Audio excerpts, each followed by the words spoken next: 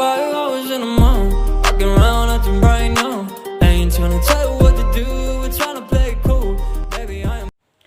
Assalamualaikum warahmatullahi wabarakatuh. Saya Rizky Akbarina dari Hukum Tata Negara 3B. Di sini saya akan membacakan judulnya. Pengadilan Tindak Pidana Korupsi. Pengadilan Tindak Pidana Korupsi atau Pengadilan Tipikor adalah pengadilan khusus yang berada di lingkungan peradilan umum.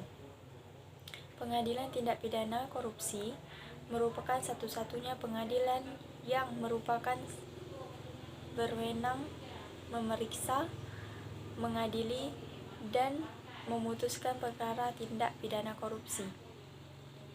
Saat ini, pengadilan tindak pidana korupsi telah dibentuk di setiap pengadilan negeri yang kedudukannya di ibu kota provinsi. Tempat kedudukan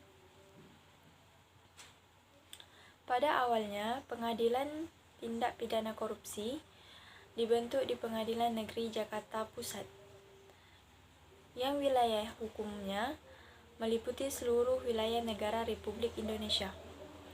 Kesalahan pengutipan teks tidak sah.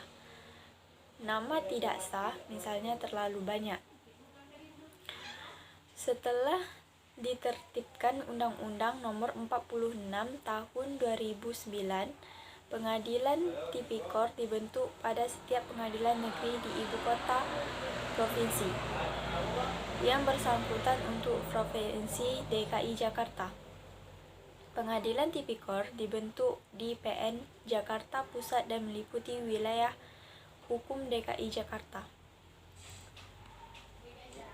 Kewenangan Pengadilan Tindak Pidana Korupsi berwenang memeriksa, mengadili, dan memutuskan perkara. Yaitu di sini ada dibagikan menjadi 3. Salah satunya 1. Tindak pidana korupsi. 2. Tindak pidana pencucian uang yang tindak pidana asalnya adalah tindak pidana korupsi. Dan terakhir 3. Tindak pidana yang secara tegas dalam undang-undang lain ditentukan sebagai tindak pidana korupsi. Khusus untuk Tipikor di Pengadilan Negeri Jakarta Pusat mempunyai kewenangan untuk memeriksa, mengadili, dan memutuskan perkara tindak pidana korupsi yang dilakukan oleh warga negara Indonesia di luar wilayah. Hakim Pengadilan Tipikor terdiri hakim karir dan hakim ad hoc.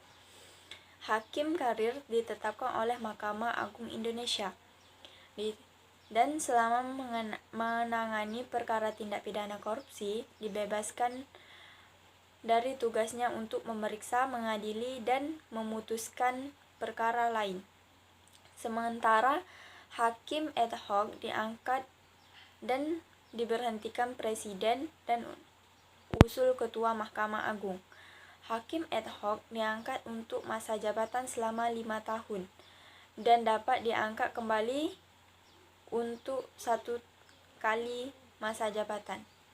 Baiklah, sekian dari penjelasan saya. Lebih dan kurang saya mohon maaf. Wassalamualaikum warahmatullahi wabarakatuh.